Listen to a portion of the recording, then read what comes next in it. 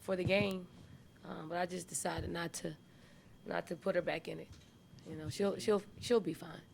And Asia Dozier? Day to day, that pain is still in that hand, so we'll see how she is tomorrow. Obviously, with Mitchell out, it came to Coates and Wilson. Do you think that was one of Coates' best games? It seems she really got kind of more aggressive as the game went on.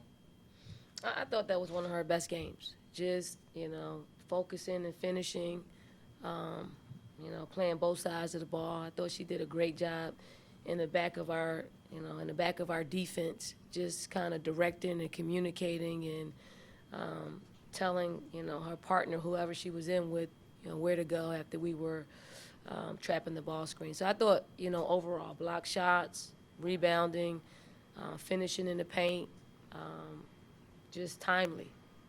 And hopefully this is a prelude to, the rest of the season. How nice is it to know that even without Tiffany, your team has the ability to come out there and close out the game? I mean, that was huge. When you're in playing the game, obviously you want, especially Tiffany and Asia, who've been in our program for 3.5 years, and they've been mainstays. So when we're without their services, if it wasn't a game, you kind of pause a little bit, but it's a game, and as coaches, you're just trying to figure out how to win that particular game and see what kind of damage was done after the game. I thought, Bianca and Danye, both, Tina Roy, both, they all stepped up, in a way that, made us all proud. I know it's a great confidence booster for them. We need our bench to perform and impact the game like they did today. Dawn, free throw shooting's really been a strength these past 2 games, A&M and Kentucky. Was that just extra emphasis in practice or the way it's going in these days? I guess we got the right people shooting the free throws. Asia's been shooting it fairly well the last couple of games out. If you shoot enough of them, I think the percentages will even out.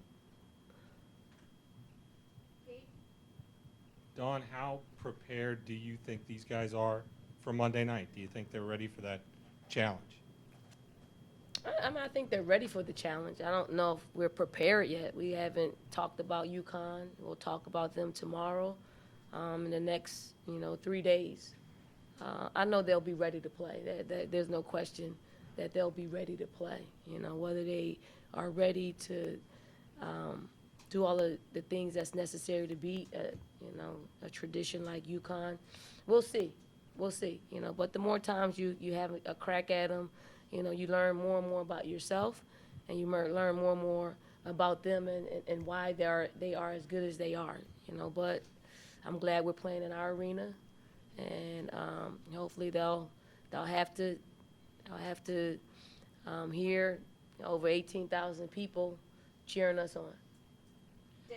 Dawn, I'm not sure what the protocol is, but have you ever had to maybe send in calls to the league office about officiating?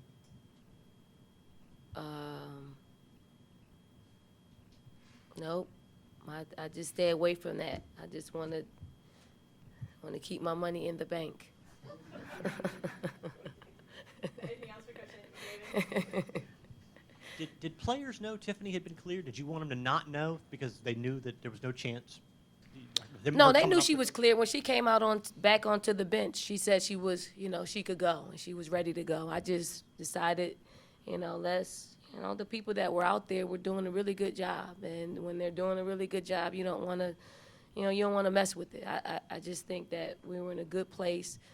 Tiffany could probably use the rest more than anything. And it was a confidence booster for our entire team. Last year's game against UConn was very heavily hyped. Obviously, the result did not go in your guys' favor. As a result, did that game sort of leave a sour taste in your mouth? And have you had this game circled on your calendar? Obviously, you got conference games to pay attention to, but obviously this is a huge game. ESPN sending an army here for Monday night's game is always a huge game. I mean, it is. It is. And I'm glad we took care of our business, because I know a lot of people had questions of whether or not we would be undefeated at this time. So our kids did what they were supposed to do.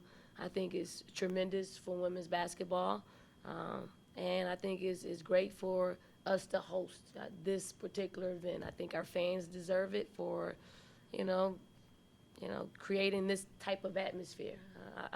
The students were great today. Hopefully they'll come out and support us and create, an incredible home court advantage for us. Scott? Is there a sense within the women's basketball community, all the coaches that you talk to, that it's about time that a team rises up and challenges UConn and knocks off the Huskies and then just flat out beat them in a basketball game so the public can see that someone is capable of beating UConn?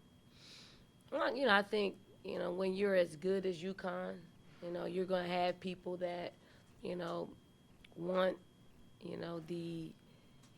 the throne to be